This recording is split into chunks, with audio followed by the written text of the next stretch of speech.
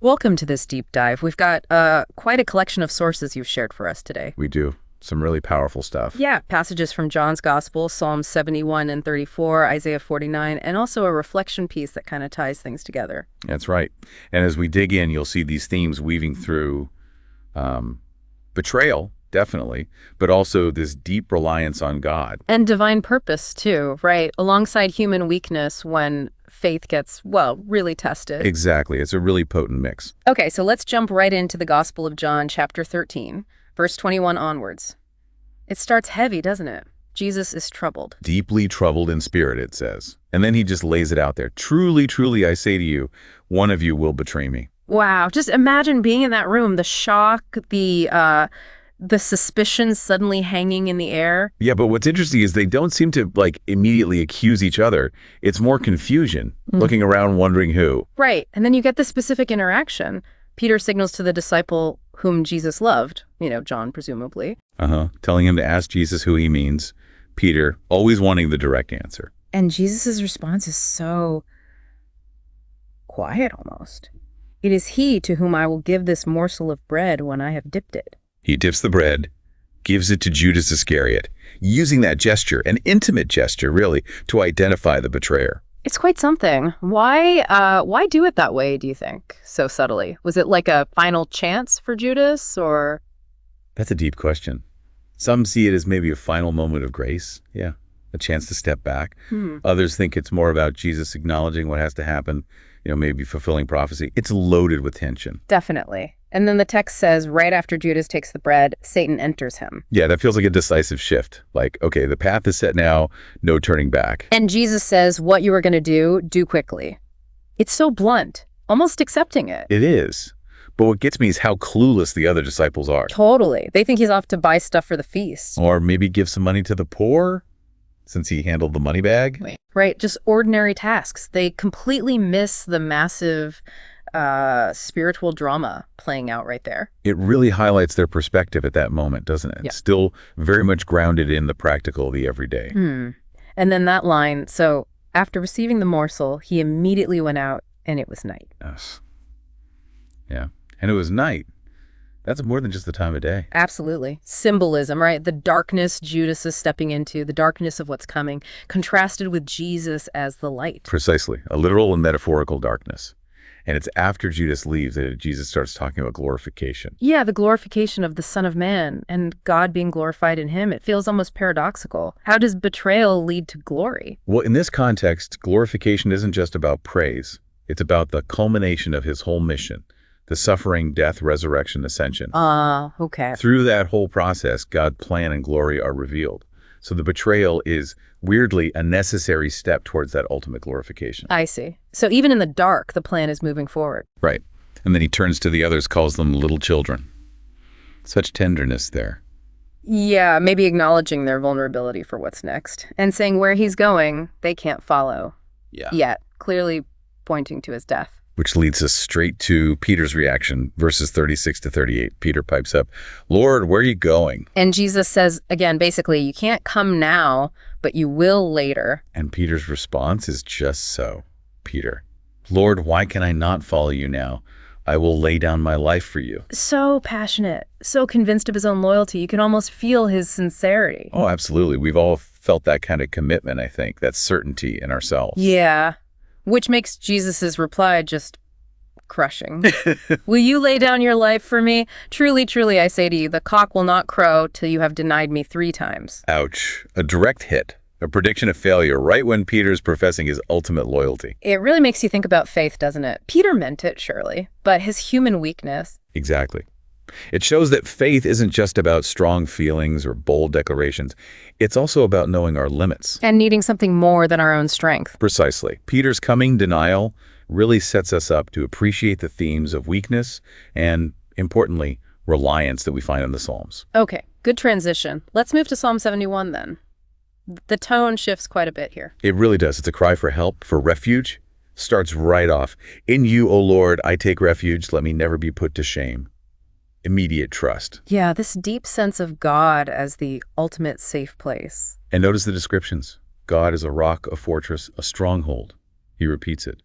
You are my rock and my fortress. It feels very solid, very tangible, not abstract. Right. A stark contrast to Peter's self-confidence, which is about to crumble.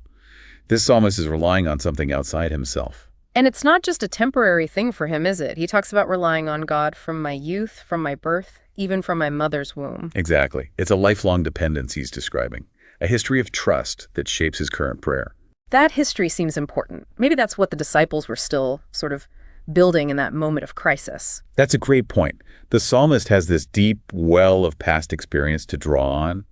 The disciples are facing something totally new, utterly terrifying. And the psalmist says, my praise is continually of you. That constant awareness, constant gratitude. Yes, which feels different from Peter, who's about to fall silent in denial. Later in the psalm, it's about speaking out too. My mouth will tell of your righteous acts all the day. And, O God, from my youth you have taught me, and I still proclaim your wondrous deeds. It's active. Yeah, not passive faith. There's a commitment to testifying based on that history. It's a different kind of response to hardship compared to the initial fear and confusion we see in John. Okay, let's bring in Isaiah now. Chapter 49, verses 1-6, another shift in voice. This is the servant speaking. Right, and he says he was called by the Lord from the womb, named before birth. That strong sense of destiny. A predetermined purpose. And the imagery is striking. Mouth like a sharp sword, but hidden. A polished arrow, but concealed in God's quiver. So like a weapon, ready and potent, but held back until the right time. Exactly. Divinely prepared, protected for a specific mission. And the mission is stated, you are my servant Israel, in whom I will be glorified. Identity and purpose right there. Yes, a very clear sense of being chosen for God's plan. But then there's this moment of, well, despair almost. But I said, I have labored in vain. I have spent my strength for nothing and vanity. Even with that divine calling, the servant feels like it's all been pointless. So human, isn't it? It really is. That feeling that all your effort hasn't achieved anything. Hits close to home sometimes. Definitely. But look at the servant's next thought. Yet surely my right is with the Lord and my recompense with my God. So even feeling like it's been for nothing, he snaps back to trust. Yes, he reaffirms that ultimate justice, the ultimate reward, comes from God, regardless of the immediate visible results. That resonates with the psalmist's reliance too. Another way to handle doubt, unlike Peter's immediate fall. Exactly. It's about that deeper foundation of trust. And then God's response in Isaiah just blows the doors off the servant's initial mission. It's not just about restoring Israel. Right. God says that's too light a thing. He says, I will give you as a light to the nations, that my salvation may reach to the end of the earth. Wow. So the purpose was way bigger than the servant even realized. It really highlights how limited our view can be, doesn't it? God's plan is often much, much bigger than we perceive at the time. The servant felt small, but God's vision was huge. Okay, let's bring in that reflection now, focusing on Psalm 34.18. The Lord is close to the brokenhearted and saves those who are crushed in spirit. Yeah, this verse feels like it lands right in the middle of everything we've discussed. The betrayal, Peter's denial, the servant's feeling of futility. Exactly. The reflection connects it directly to Jesus, knowing what Judas and Peter would do, but still loving them. It holds up Peter's failure and Jesus' love as a key example. And this line from the reflection is so important, I think, for the listener. Our faith is not about being perfect, but about trusting in his mercy and staying close to his heart. Yes, that's such a crucial takeaway. It reframes everything. It acknowledges we will mess up. We are weak. We fall short of our own ideals, let alone God's. But God's love, his mercy, it's not dependent on us getting it right all the time.